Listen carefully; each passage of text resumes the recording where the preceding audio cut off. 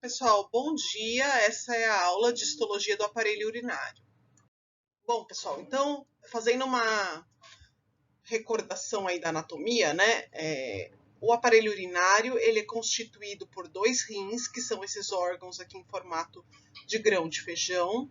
Dele partem dois ureteres, né, um de cada lado, que são esses tubos musculares que vão levar a urina até a bexiga urinária, que é o órgão que vai armazenar a urina, né, até ela ser liberada, ok?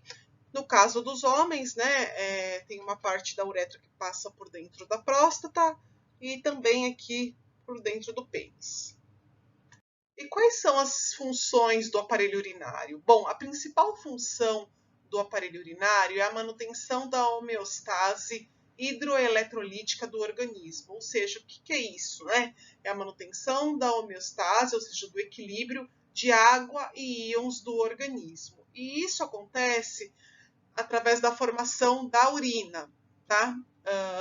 A urina, vocês vão ver isso em detalhe lá na fisiologia, mas a urina, ela se dá através de três processos, né? A formação da urina ocorre através de três processos. A filtração, muita gente já deve ter escutado falar que os rins filtram o sangue, né? Então, a filtração glomerular, que a gente vai abordar um pouco mais para frente, é justamente o movimento de líquido do sangue para dentro do néfron, né?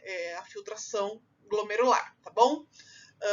O segundo processo de formação da urina é a reabsorção ativa ou passiva, né? Via transporte ativo ou passivo, né? Porque os rins eles recebem cerca de 20% do débito cardíaco.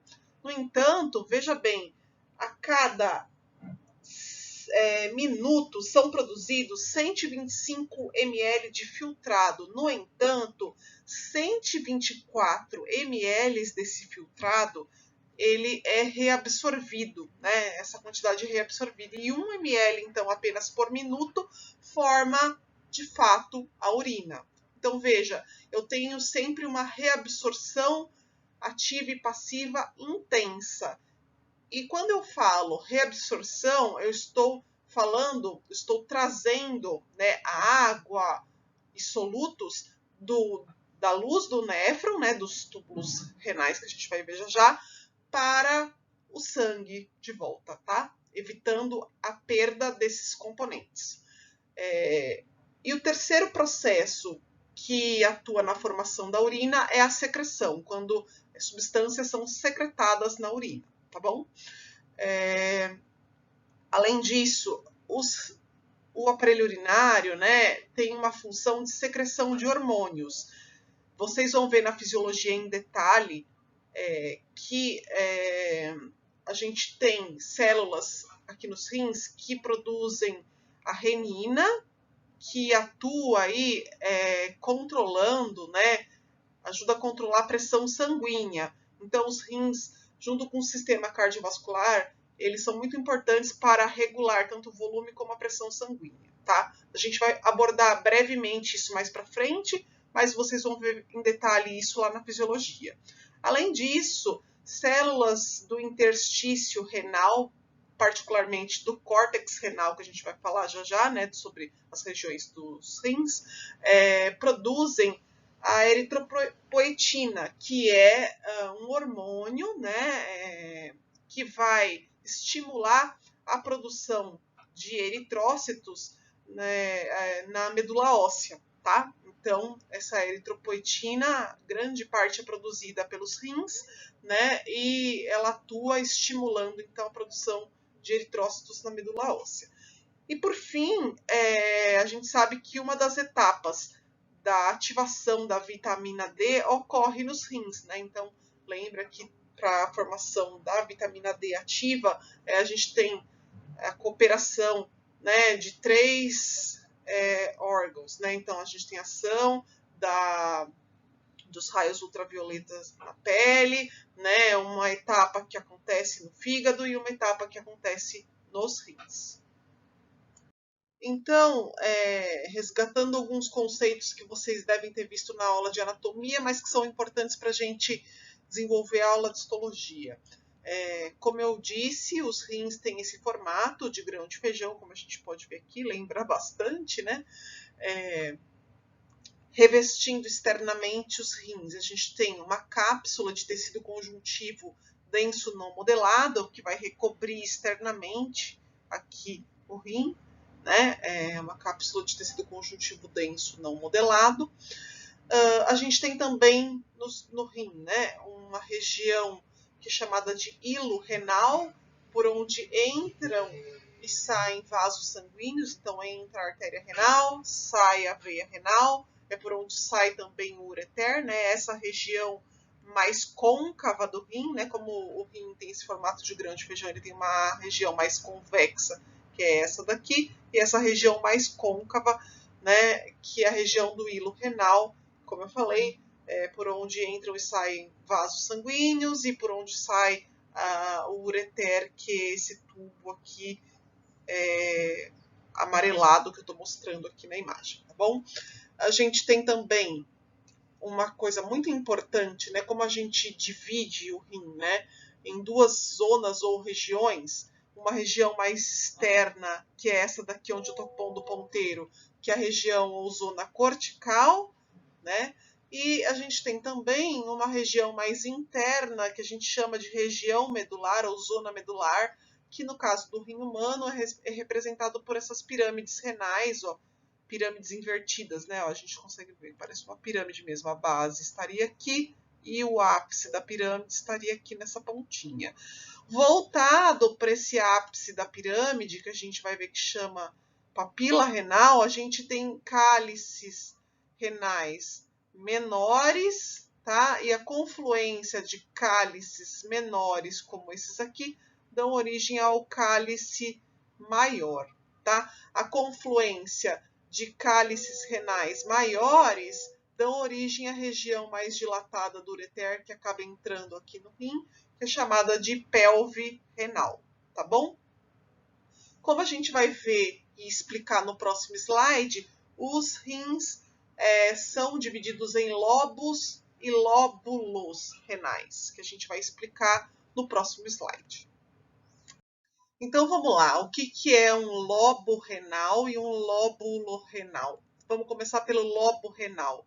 O lobo renal compreende uma pirâmide renal, ou também chamada de pirâmide medular, né? Porque lembra que a pirâmide renal corresponde à região medular, né? Então, uma pirâmide renal com mais o tecido cortical que está acima e ao redor dela, né? Então, isso que está delimitado aqui por essas linhas lilazes, ó, corresponde então a um lobo renal.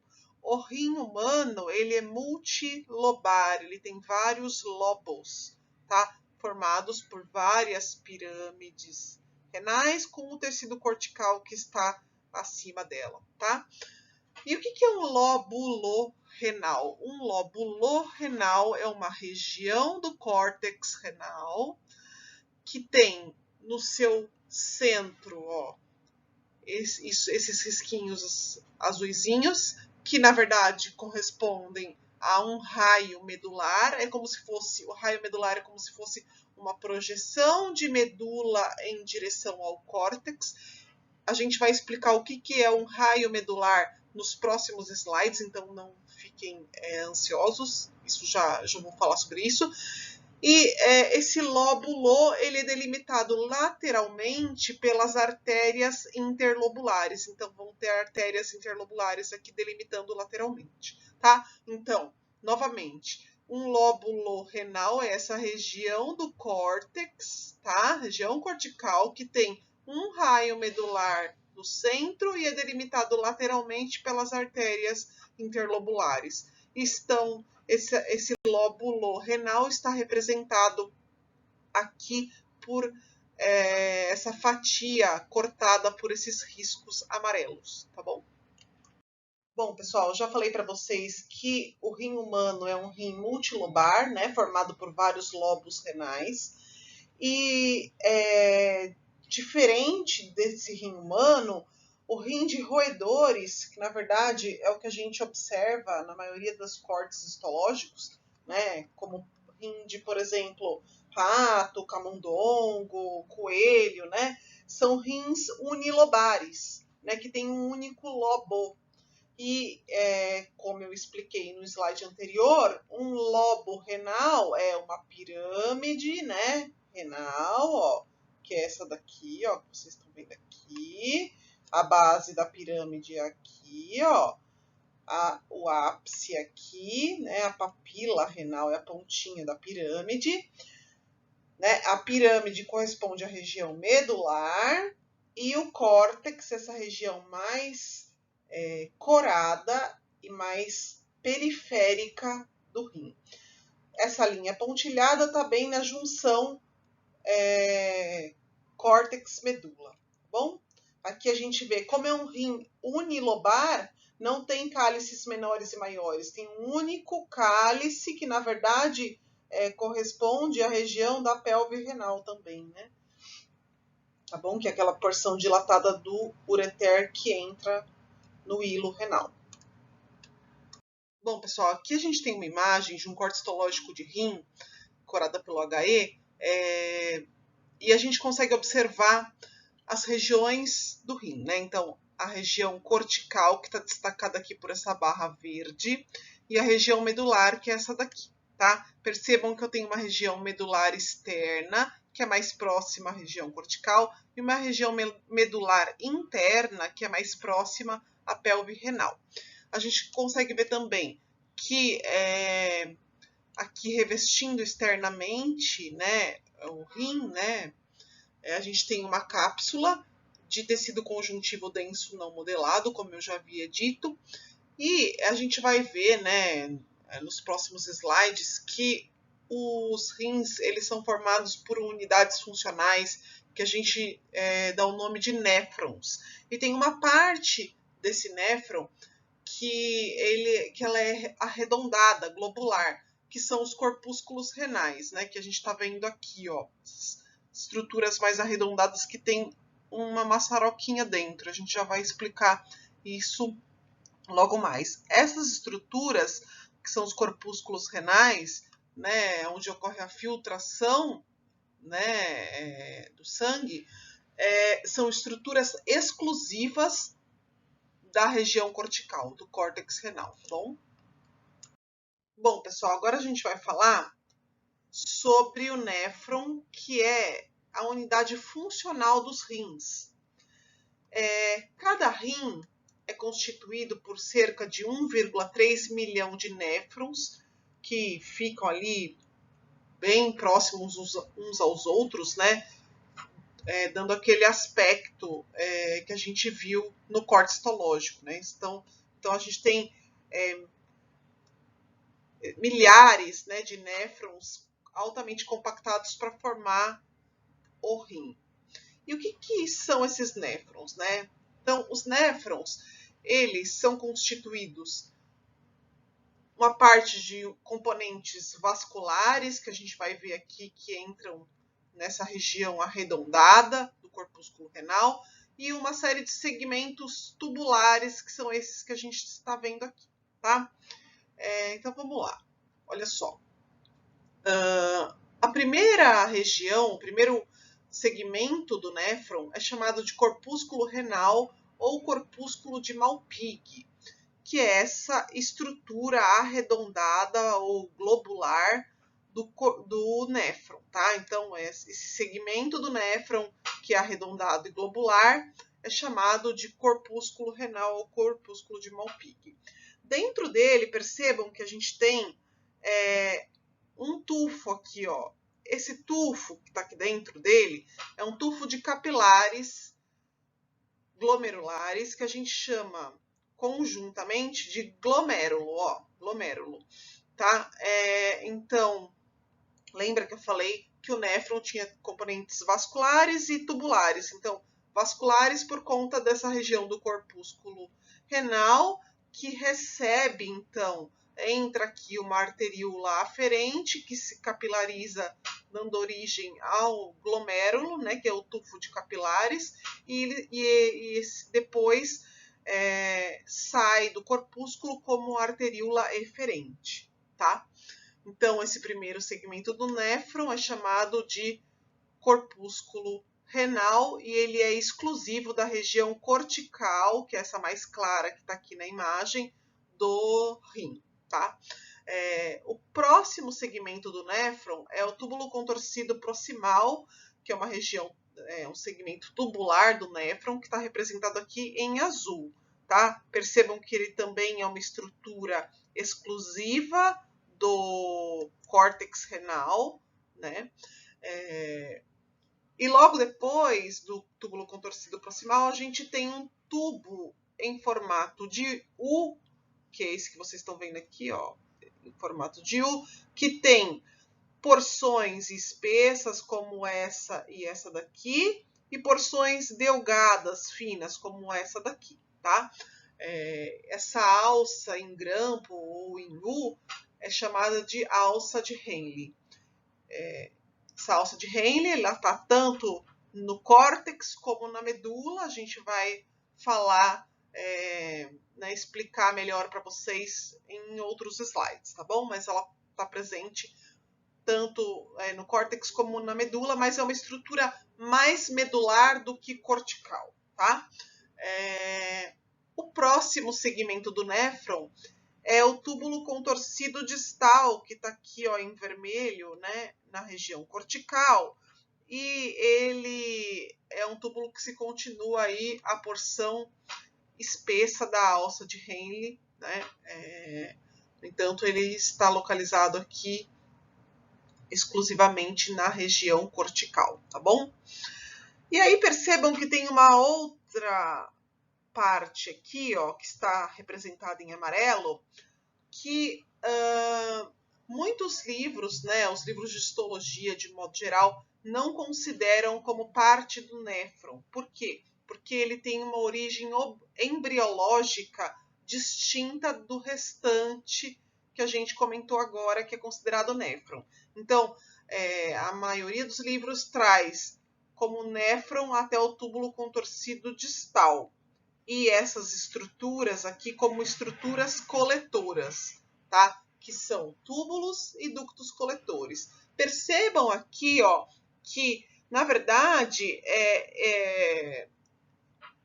eles não consideram como néfron porque ele recebe, além de ter uma origem embriológica distinta do néfron, né, dos outros segmentos aqui do néfron, ele também, essas estruturas coletoras, também recebem, né, um filtrado de vários néfrons. Ó, aqui, por exemplo, teria um outro néfron, aqui também, não está representado na imagem, cortou, né, eles cortaram, mas por esse motivo também não se considera que essas estruturas coletoras formadas de túbulos e ductos coletores sejam parte do néfron, tá bom?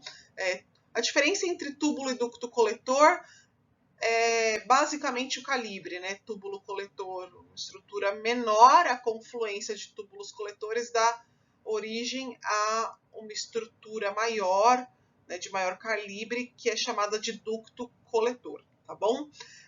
Percebam que túbulos e ductos coletores, né, são estruturas que podem estar tanto no córtex como na medula, tá? Os ductos coletores próximos à região da papila renal, que é a pontinha da pirâmide, esse ducto coletor nessa região é mais calibroso, tá? Então, tem a luz maior, ele é mais calibroso, ok? É isso.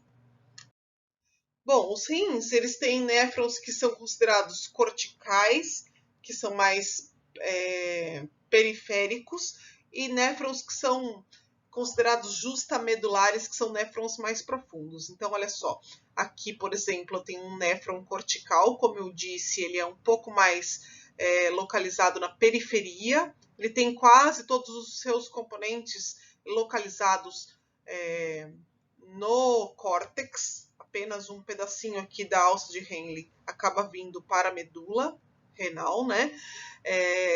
Porque aqui, ó, córtex em verde claro e aqui em azul, medula, tá? No caso dos néfrons justamedulares, a gente tem, são néfrons mais profundos, né? No entanto, obviamente, aquelas estruturas que eu comentei, corpúsculo renal, que é a estrutura, segmento do néfron arredondado, ele é exclusivo do córtex. Não é porque o néfron é justamedular que isso vai mudar, tá? Vai continuar a mesma coisa. Túbulo contorcido proximal também, mesma coisa. Uma estrutura exclusiva do córtex, assim como o túbulo contorcido distal, tá? E aí a gente tem aqui a ossa de Henle desses néfrons justamedulares, bem longa aqui, né? Principalmente localizada na região da medula renal, tá?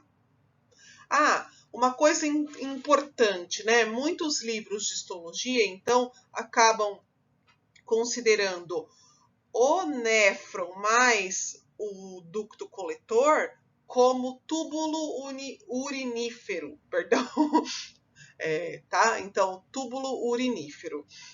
O néfron mais o ducto coletor, a estrutura coletora, né, que coleta o filtrado que passou por este néfron. Então, esse conjunto néfron mais o ducto coletor é também chamado de túbulo urinífero.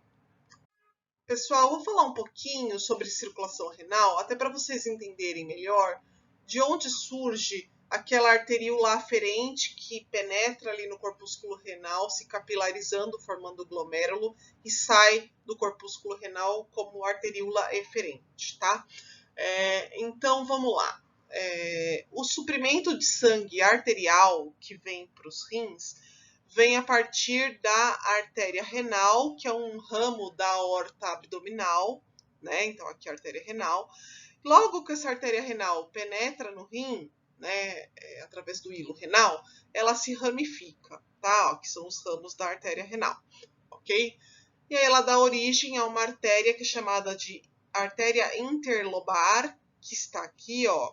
Essa artéria interlobar, ela passa lateralmente, né, nas pirâmides renais. Então, ela passa lateralmente, né, ladeando mesmo as pirâmides renais que estão representadas aqui, tá? Ó.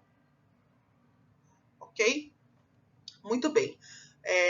Nessa região aqui, ó, da base das pirâmides, né, bem na junção córtex-medula, essas artérias interlobares dão origem a uma outra artéria que é chamada artéria arqueada ou arciforme, que é essa que a gente está vendo aqui, ó, artéria arqueada ou arciforme. Ela quase que faz um ângulo aí, né, de 90 graus com a artéria interlobar, então essa artéria interlobar dá origem à artéria arqueada, tá bom?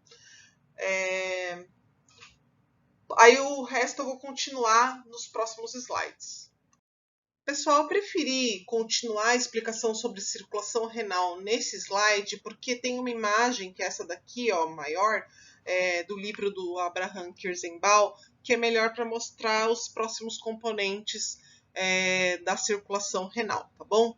Então, veja, essa imagem aqui está mostrando, está destacando um lobo renal, né, que é aquilo que a gente comentou anteriormente, que é formado por uma pirâmide renal, que é essa parte medular, destacada em azul claro, e mais o tecido cortical que está acima dela, que está representado aqui em verde claro, tá bom? A artéria interlobar, ela vai passar lateralmente aqui, ó, a pirâmide renal, né? Então ela fica de um lado e do outro. Aqui ele não está mostrando a artéria interlobar passando do outro lado aqui da pirâmide renal, porque ele representou os componentes venosos, né? Que tem uma localização muito parecida, né? Muito semelhante aí a dos componentes arteriais. Eu não vou abordar, tá? Esse retorno venoso, Vou ficar só na parte arterial, porque o meu interesse aqui é que vocês entendam da onde surgiu, né, aquelas arteríolas, aquela arteríola que entra no corpúsculo, se capilariza formando glomérulo e sai como arteríola eferente, tá? Então vamos lá, ó. A artéria interlobar, na junção córtex-medula, aqui, ó, ela dá origem a uma artéria que é chamada de artéria arqueada, que passa aqui, né, na junção córtex-medula. E essa artéria, por sua vez, dá origem a uma artéria que corre apenas no córtex, que é chamada de artéria interlobular, tá? Dessa artéria interlobular é que surge a arteríola aferente. Então, veja, ó, cada bolinha dessas que vocês estão vendo aqui seria um glomérulo, lembra? Ó, vou mostrar aqui nessa imagem pequenininha que está melhor de mostrar. Então, ó, aqui, a artéria interlobular. Daqui, então, ela se ramifica dando origem à arteríola aferente, que entra, se capilariza formando o glomérulo dentro do corpúsculo e sai como arteríola eferente. Então, cada bolinha dessas aqui representa um glomérulo renal, né, que é o tufo de capilares que está dentro do corpúsculo. E esses risquinhos, um antes e um depois da bolinha, representam a arteríola aferente e eferente, tá bom? Muito bem. Então, veja, aqui eu tenho um sistema porta arterial. Por quê? Porque eu tenho a arteríola, né, capilares, glomerulares e arteríola. Geralmente, né, quando a gente estudou lá no sistema circulatório, era o quê? Arteríola, capilar e depois eu tinha vênulas drenando, né? E aqui, então, na região que faz a filtração, né, que é a região do corpúsculo renal, eu tenho um sistema porta arterial, tá?